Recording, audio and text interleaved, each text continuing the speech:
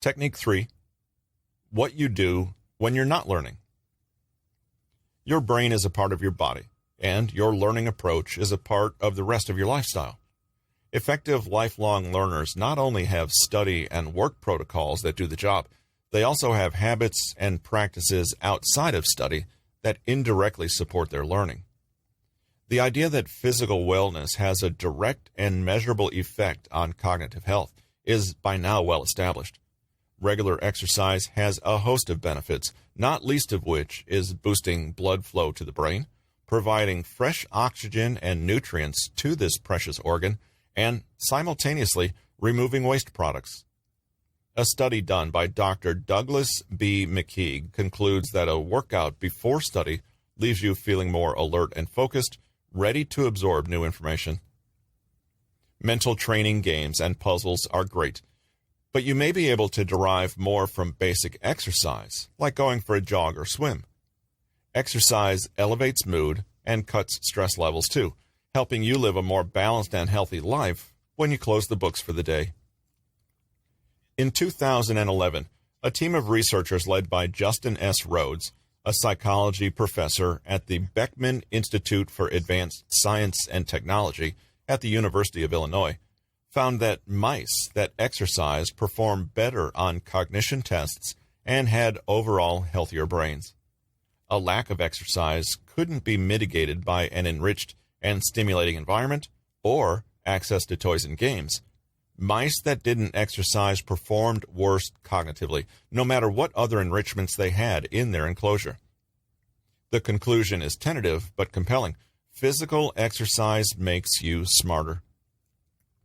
A 2011 review by Kirk, Erikson et al. Showed that exercising actually increases the size of the hippocampus and thus improves memory, as well as increasing what's called a brain-derived neurotropic factor, a molecule that actively encourages the growth and repair of brain cells.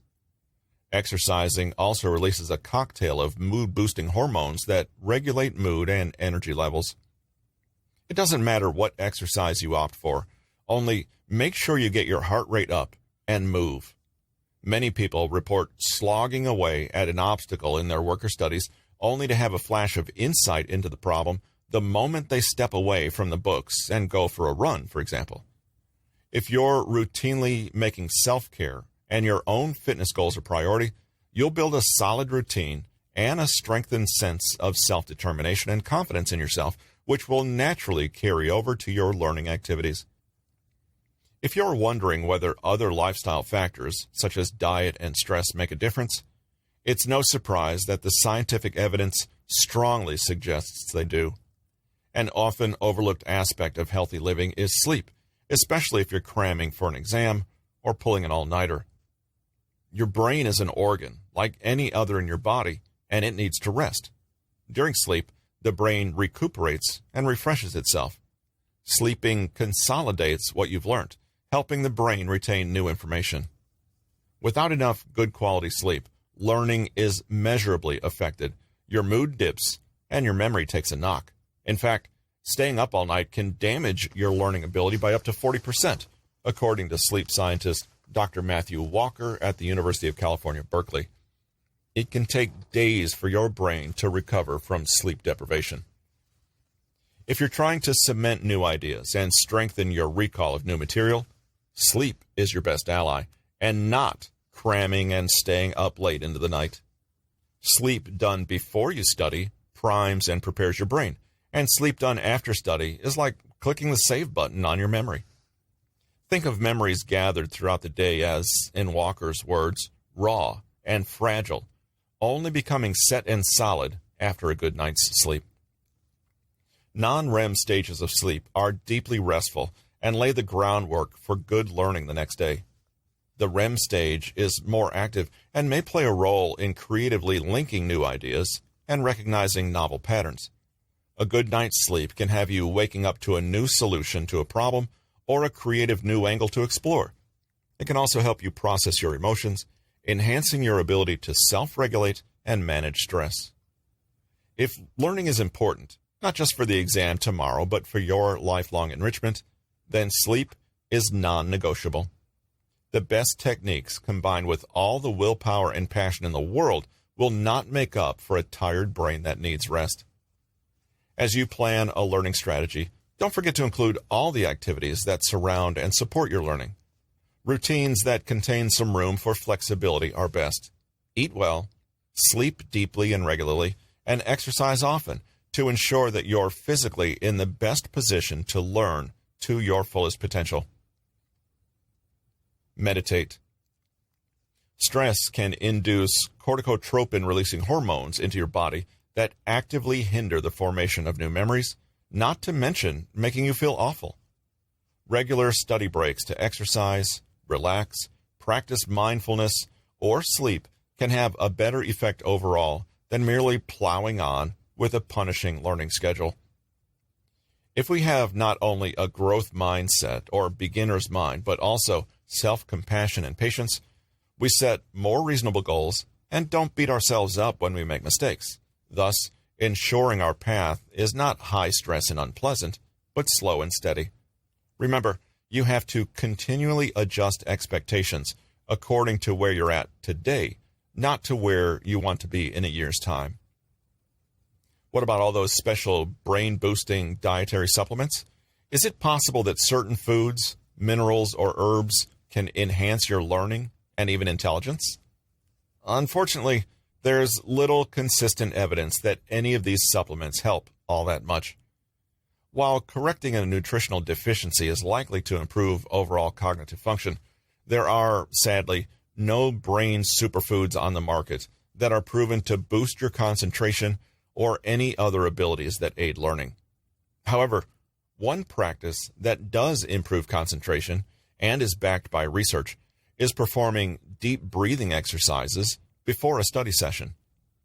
The Trinity College Institute of Neuroscience has found that deep breathing regulates the level of noradrenaline in your brain. This neurotransmitter enhances concentration levels by calming your mind, allowing it to stay focused on one thing, the material you're about to study. If you're confused about which breathing exercise to perform, here's a simple one that will do the job. Think of it as the 4-2-4 rule to make it easier to remember. First, close your eyes and take a deep breath through your nose for 4 seconds. Once you feel that your lungs are completely filled with air, hold your breath for 2 seconds. Finally, exhale for 4 seconds. Repeat this at least thrice before studying to relax yourself. While this exercise is best performed on a bed, make sure that you don't end up studying at the same spot. It is extremely important to separate the spaces where we study and rest. This will help your mind associate one place with one specific activity, enabling it to perform that task better. In other words, if you use your bed only to rest, you'll find it easier to relax and fall asleep when you lie down. However, if you use it to both rest and study, the opposite will likely happen. Studying on beds also comes with the considerable temptation of taking naps. Avoid it by using a desk instead. Regardless of where you study, however, it is also important to regulate the temperature of your environment, if possible. Researchers at Cornell University have found that the optimal temperature for performance is somewhere between 22 to 25 degrees Celsius, 72 to 77 degrees Fahrenheit. Temperatures lower than that resulted in decreased output and more frequent errors among office goers who were part of the study. Lastly, time your learning schedule appropriately. Certain times of the day are better for cognitively intense tasks compared to others. Late mornings, around 10 a.m., is a time when our brain is most equipped to deal with mentally challenging tasks, whereas the time between 12 and 4 p.m. is when we're usually exposed to the most distractions in our day. This distinction occurs because late mornings are when our brain is the most alert, well-fed, and unfettered by the rest of the day's happenings.